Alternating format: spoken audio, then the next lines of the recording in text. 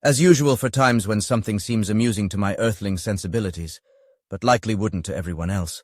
I kept quiet about it. Nobody wanted their delivery person to laugh in their face about whatever they'd ordered. Even blue-furred aliens with the wood-gnawing habits of beavers, who were receiving a cubic foot of carefully packed tweezers. All I could think about was irony and splinters. I kept my expression at customer service neutral and approached the info booth, with Mur tentacle walking beside me. "Welcome," grunted the curmudgeonly fellow stationed there, eyes squinting from a face of graying blue fur. The stripes down his back seemed more gray than black too. "Is that for me?" He chuckled like that was a joke. Mur leaned his squid-like head backwards, his version of craning his neck without actually having a neck. "Only if you're working a double shift as head of the medical center," he said. I added, "We were hoping you could tell us how to get there." Our ship had a decent map of this loose settlement, but it was hard to tell from the air which tributaries we'd need to cross in which order to get to it. The info booth was clearly stationed near the spaceport for a good reason, and not just for the high ground in rainy weather. It was built into a rocky cliffside that held many holes. A different species might have built their civilization right up that cliff, but these folks were strictly a ground-level or lower sort. The elder perked up. "Oh, sure, I can tell you where it is," he said. "But it might as well be for me, since my wife is the head bone-setter around these parts." He reached furry little webbed paws in a gimme gesture. I read the name on the label to him, and he confirmed it. Mur held up the payment tablet that he'd so carefully carried with his rear tentacles. He'd refused to let me carry the box and the tablet. He handled getting the fellow's name and other information to approve the delivery, while I set the sturdy white box on the counter and thought privately that there should be another word than handled when the person in question doesn't have hands. Tentacled just didn't sound right. I also wondered about the scratching noise from the roof, but didn't think much of it until the guy complained. "That again," he grumbled, glaring up at the rocky overhang as if he could see through to whatever was hiding in the low bushes on top. "Something's been rattling about up there for an hour now, wrecking the ambiance." He sniffed and looked up at me. "You're a proper tree height. Suppose you can get a look and shoo whatever it is away." "Sure," I said, taking a step back to inspect the bushes. The ledge was higher up than I could reach, but one of those local trees with the spiral trunk grew next to it, making for plenty of handholds. "Before I go sticking my face up there, do you have any dangerous animals around here that you might expect to be waiting to jump out at me? Anything fond of leaping claws first or projectile attacks?" "Nah, nothing small enough to be up there," the guy said with confidence. "The only troublemakers we have are big ones, and there are defensive measures keeping them away from town." Mur spoke up. "That doesn't rule out off-world fauna. The spaceport's right there." He pointed a tentacle back the way we had come. "Could be somebody's pet or prize face-eater. Good thing we've got an animal expert right here, though." He patted my ankle with a tentacle. I looked down at him. "You know it would be simpler for me to just lift you up so you can stick your face in the danger zone." No, I wouldn't want to rob you of your glory." "Of course not." I peered back up at the foliage, which was holding still now. The elder was concerned. "I didn't think about off-world creatures. Now that I think about it, there was a cart full of stuff parked there a while ago, and something could have jumped off it. Horrible thought. Glad you're here. Do you need any tools?" I sighed. "Let me just take a peek at what's there. I don't suppose you have a stick or something for moving the plants aside?"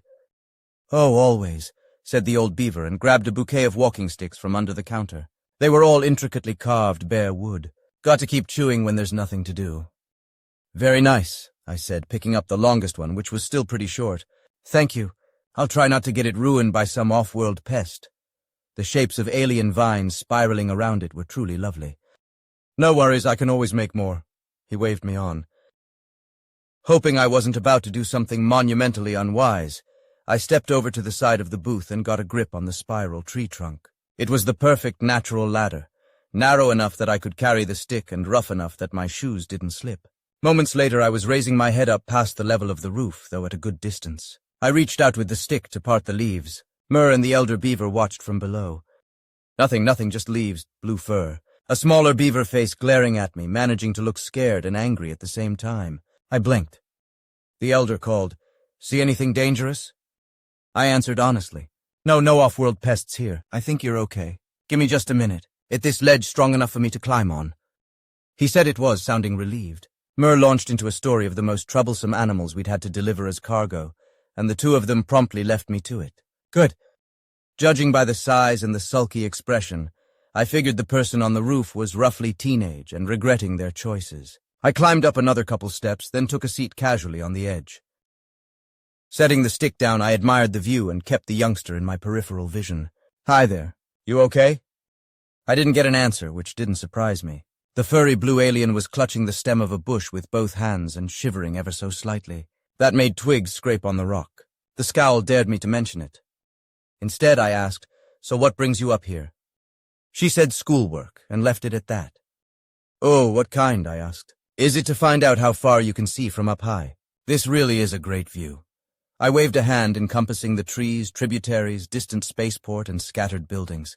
"You can see what ships have landed and who's crossing what bridge, and even where all the fruits are on the top of that tree." I pointed out what looked like an apple tree, but probably wasn't. Beaver people were using longer sticks to knock down the fruit from ground level. The teenager perked up a little at that, but didn't let go of the plants. She also didn't answer. I prompted, "Did you finish what you came up here to do?" "No," she admitted. "The giant web spinners are gone." I looked around, more concerned by that statement than I wanted to let on. "Are they?" "Huh. Did you want to find them?"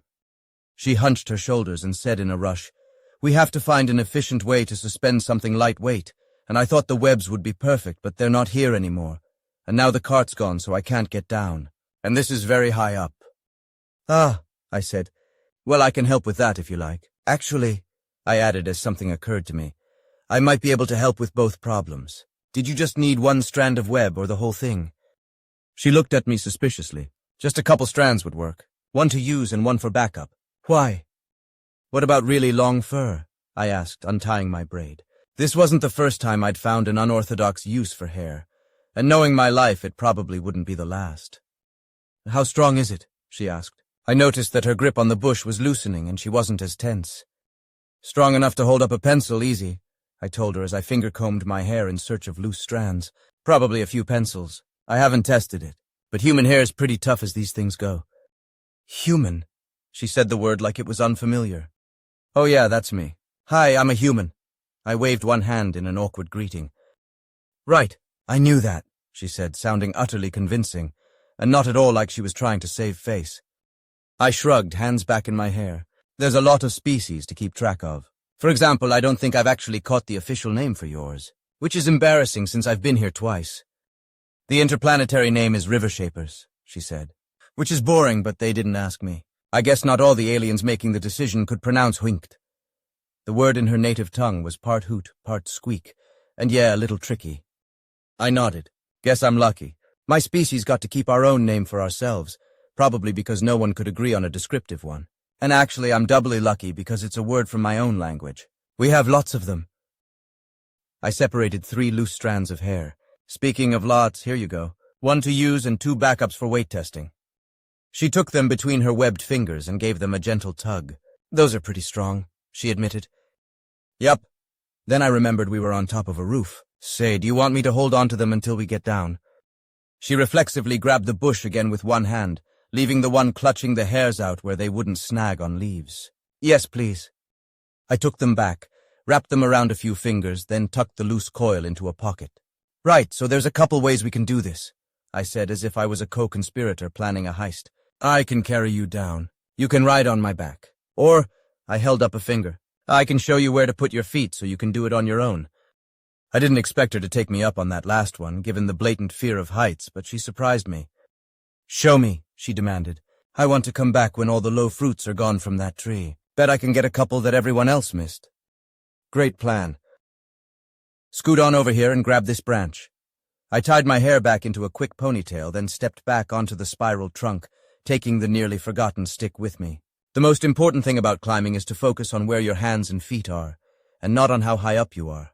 Put both hands here, then 1 foot over here. With detailed coaching, we made it to the ground 1 inch at a time. I was sure to keep a hand free in case she slipped, which meant I did a lot of my own climbing with one elbow looped over a branch so I could keep hold of the stick. But I'd had worse climbs, and nobody fell. My feet reached the ground first, and Mer was waiting there with an expression that said he was very curious, but would wait for an explanation. I handed him the stick and finished guiding the young river shaper's descent. The elder leaned on the counter and watched. "Perfect. Now keep hold of that and bend your knees until you can put a foot down here. See that? Yeah, almost got it. Great. Now you can move this hand over here, then I'll bet you can reach the ground. Got it. Good job."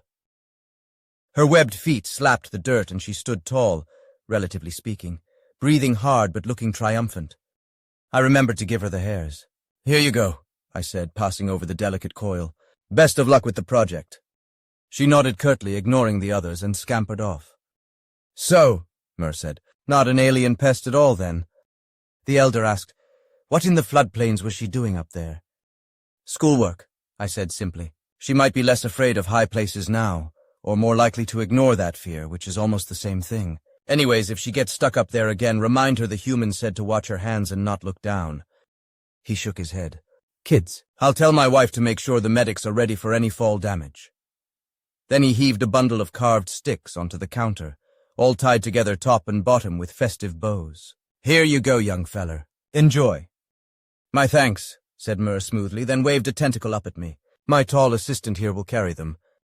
"Tall assistant, am I?"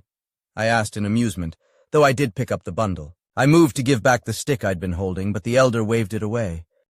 "Thanks for clearing out my foot space," he said, settling comfortably into his chair and bringing out a fresh uncarved stick. "If those turn out to be wildly popular among the fancy spacefaring folk, you know where to find more. I might even charge you a price." He chuckled, then began gnawing industriously. Mer strode happily toward the ship. I followed. "He gave you these?" I asked quietly. "They're amazing." "Yep," Mer agreed. "And they're easy to make with teeth like that, and everybody here has something of the sort lying around. And why would he dream of selling them?" I looked at the one in my other hand, with the vine carvings. I'm surprised this isn't already a thriving business. Maybe it is, and nobody's told him yet. But these are just the right size for heat-seekers to use as canes. Maybe we can keep a couple in case the captain or somebody sprains an ankle, then sell the rest. I tell you, this has been a surprisingly productive visit. I glanced at the fruit trees as we passed. There were still plenty of fruits in the top branches. "It sure has," I agreed.